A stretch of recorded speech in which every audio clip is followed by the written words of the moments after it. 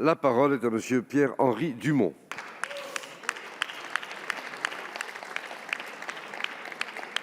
Merci Monsieur le Président, Monsieur le Premier ministre. Mercredi dernier, 27 personnes ont perdu la vie dans la Manche. Le Calaisis, la France et l'Europe sont endeuillés. Le drame que nous, élus locaux et citoyens de ma circonscription, redoutions s'est produit malgré les efforts surhumains des forces de l'ordre, des sauveteurs en mer, des pompiers qui repoussaient chaque jour l'échéance fatidique. Nous avons tous une pensée pour les disparus et leurs proches. Il y a 2 semaines, je lançais pourtant ici même un cri d'alerte. Votre ministre Marlène Schiappa préféra nier la réalité en me répliquant, je cite, « Non, l'État ne perd pas le contrôle de la situation à Calais, bien au contraire ».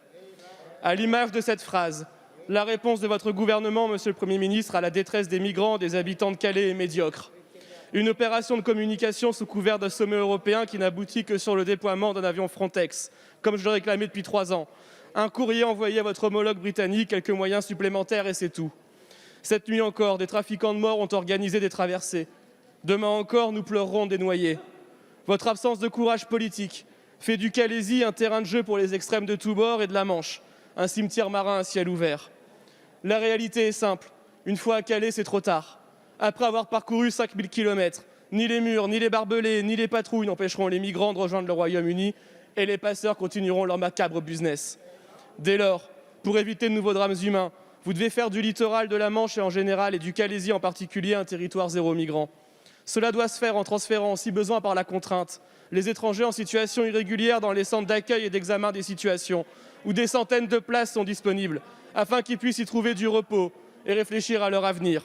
Cela doit se faire aussi en entamant un bras de fer avec Boris Johnson, afin d'ouvrir une voie de passage sécurisée pour les migrants au Royaume-Uni.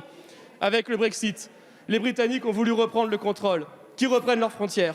Ce n'est pas à la France et aux Calaisiens de subir les conséquences d'une économie britannique, basée sur le travail illégal dans un pays communautarisé. Monsieur le Premier ministre, combien de drames humains dans la Manche vous faudra-t-il encore pour agir concrètement? Merci. La parole est à Monsieur Gérald Darmanin, ministre de l'Intérieur. Monsieur le Président, Monsieur le député Dumont, je ne sais pas quelle est exactement la prise de parole des élus du Calaisis, parce que Madame la maire de Calais était à la fois très satisfaite de la réunion de dimanche, elle s'en est exprimée publiquement, et chacun sait qu'elle combat ce gouvernement. Elle a eu des positions, je crois, courageuses. Elle qui gère tous les jours, depuis bien longtemps, la situation à Calais. Elle a pu l'exprimer pour la première fois dans un sommet international à l'ensemble des ministres de l'Intérieur concernés par cette question de la Commission européenne. Elle a eu des mots de soutien, bien sûr, de sa population. Elle a apporté des propositions. Elle a salué le travail que faisait le gouvernement pour essayer de résoudre un problème vieux de plus de 20 ans. Je n'ai pas tellement entendu vos propositions, en revanche, monsieur le député. Votre proposition, c'est la criminalisation des migrants. J'ai entendu, monsieur, que vous disiez que les migrants devaient être mis dans des centres d'accueil pour réfléchir sur leur avenir. Mais, monsieur le député, depuis le 1er janvier, c'est 14 400 personnes qui ont été relogées. Mais simplement, les migrants, vous le savez mieux que personne, ils ne veulent pas rester en France. Ils ne veulent pas réfléchir de leur avenir en France. Ils veulent aller en Angleterre.